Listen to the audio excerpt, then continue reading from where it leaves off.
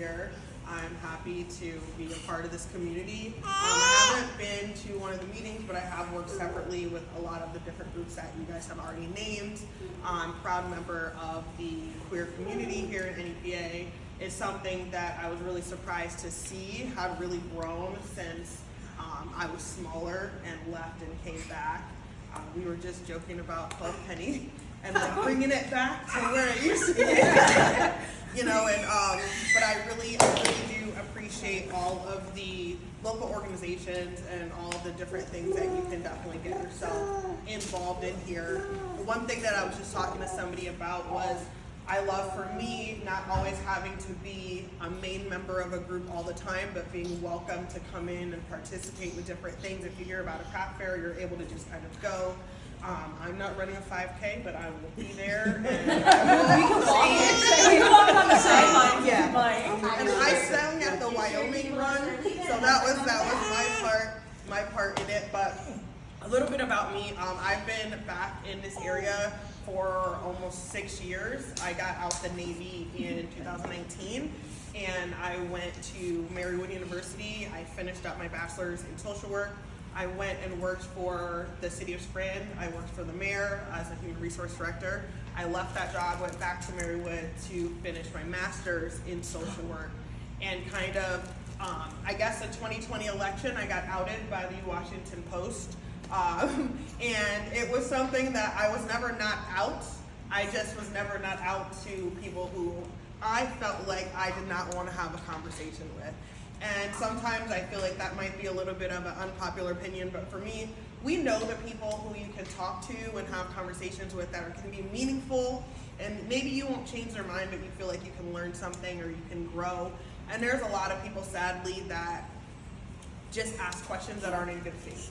And I think one of my biggest piece of advice to like little me or other people would just be, know the difference between somebody asking you a question in good faith and somebody just wanting to pick an argument with you, whether that's like at Aunt Kathy, you're at Thanksgiving meal, you're going home, or if it's somebody in a class that you're in. Because being able to tell that difference for me really helps my stress level, because when you're answering these questions that aren't in good faith, it stresses you out. And it causes you to be kind of on high alert. Even if you don't have anxiety, it causes you just to like, you feel like you're beating up against a brick wall. And for me, for somebody to tell me, you don't have to have those conversations ever. That's okay. You're not sneaking around, you're not hiding who you are. But if I come in and I'm gonna talk to you and I know that maybe you're not my favorite person in the world, I'm gonna say hi, whatever, but you don't always have to engage in that. And I think that there's a lot of times I thought that was very rude, and it's not. You just have to kind of put yourself and your mental health and sometimes you and how you personally feel above other people who aren't putting how you feel above how they feel. And so that's one of the things going home. And for me, you really just had to create your own holidays and create things that were special to you growing up. I always loved the holidays. The holidays in our family were always ridiculous because we grew up super evangelical, real conservative. So, everything was the devil and the tree was the idol. And it was just, it was a lot. And you were in church on New Year's Eve, which was terrible. Christmas morning, being in church was worse than New Year's Eve, I think. And so you kind of had that constant thing. So for me, once I got older and I had even before I had my own child, I wanted the holidays to be something that I wanted and what I wanted when I was little. Like, what did I want Christmas to be? What did I want Thanksgiving to be? And it's not going to look the same for everybody. And for some people, it might not be your blood family. It might be your friends. It might be your animals, getting them all dressed up with you. It might be hanging out with neighbors or different things. But the holidays is going to look different to you. And don't ever let anybody take that away. I remember when I first got back, somebody had commented on my house being like overly decorated, and I was just kind of like, yeah, because when I was little, it wasn't this decorated, and I wanted it to be, and so maybe it was too much, but right then, that's what I needed to kind of make me feel safe and make me feel home, and make the holidays feel like what I really wanted them to be. I wanted to wake up and believe in Santa and have that whole kind of Christmas magic. And I know that we can feel like stuff is robbed of us because you don't get to experience that, because you live in a family or maybe a neighborhood or area where you can't really be who you are and you feel robbed of that. And I think that's okay, and I think that you have to like mourn those things that you didn't get to celebrate and you didn't get to do the way you wanted to do them, you know. So now you're able to kind of do them. Somebody told me something, I think it was when I had like my first trans friend, and I was asking about like how they dressed and stuff, and they were like, you know, when you're younger and you really want to dress a certain way, you're not able to. Well, sometimes when people come out, they want to still dress like that. And I thought about that when it was like Christmas or Thanksgiving, like, no, I still want that little kid Thanksgiving or Christmas where it might be goofy, it might be whatever, but I still kind of want that feeling. And like eventually, maybe I'll get somewhere where I'm grown up and deep and I'm not gonna have that. But for now, it's just finding that, and it's being secure in yourself and saying like, it's fine that my dog is dressed up and he has outfits for every holiday, and it's gonna be, you know, he's gonna be ready and I'm gonna be matching with him. And there's some people who aren't going to, there's some people who aren't gonna like that, and there's some people who aren't gonna judge you, and those people I choose to maybe not interact with and have conversations with. And I will say sometimes on the flip side of that, I've had family members who have been upset with me. One of my aunts was coming, and I never had the coming out conversation with her. So when she saw the newspaper of the Washington Post, she clocked it, and she was like, you know, upset. Why didn't you ever have these conversations? And he said, girl, you stay in church. You believe in Jesus, you know? And I said, I just wasn't sure if you were gonna hurt me or not. And I wanted to love you. So if I want to love you, sometimes I might not have those conversations with you because I don't want to be hurt.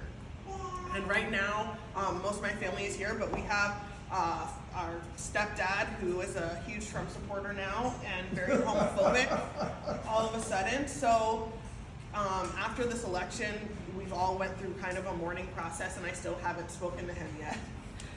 You know, and so I don't have it all together. I don't have all the answers. I don't always know how to balance between being fully myself, loving somebody who I know opinion might hurt me, and also still trying to keep that relationship with them. You know, and there's relationships I've had to end, and there's some I've kind of stretched out to the max. And in this area we live in, you know, you're gonna have friends that are gonna be conservative, maybe some questionably homophobic people, and there's people who are willing to learn, and then there's those people who you have to let go. But don't ever feel like you have to let them go right away, and don't feel like you're on a certain timeline that you have to like get rid of these friendships or relationships, because it's hard, and you're gonna mourn those friendships, and you're gonna mourn those relationships, and you're gonna mourn those family members that were once close to you, but you're putting yourself, you know, in a situation where you're kind of being protective. So I think that's kind of just my little bit of advice for the holidays is, you know, think about what you wanted as a kid, or what you saw the holidays being in a perfect world where you were able to be fully yourself. And there was a great meme of Kevin Gates with his kid, because his kid is a furry, and so he dressed up in a furry and posted a picture of it. And you know, that was his little tiny part of it, was just like, hey, I'm gonna wear this little mask with you. I don't get it, I don't know what I'm doing, but I'm here. And you know, that meant so much, and it's gonna be the little things for us that other people are gonna do to kind of show that they care, and picking up on some of those little nuanced things, because there's people who around, especially around here, who aren't gonna know what to say or what to do, and some of them are really gonna try and they're gonna fail, and that's gonna be okay. And then there's other people that I'm gonna tell you just to, you know, be blessed from far away, because you know that the interaction isn't going to go very well.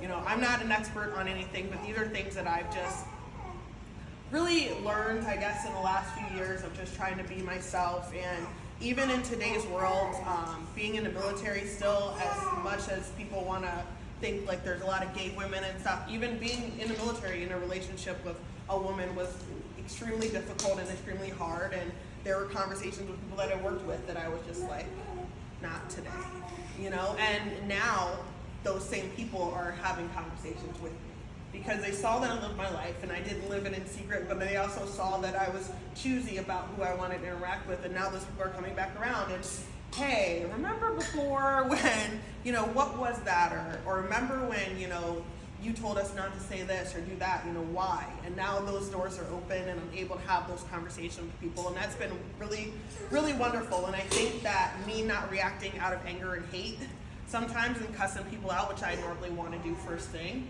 has really left the door open to a lot of other relationships and different things. So that's kind of all my spiel. Any of you guys have any questions for me?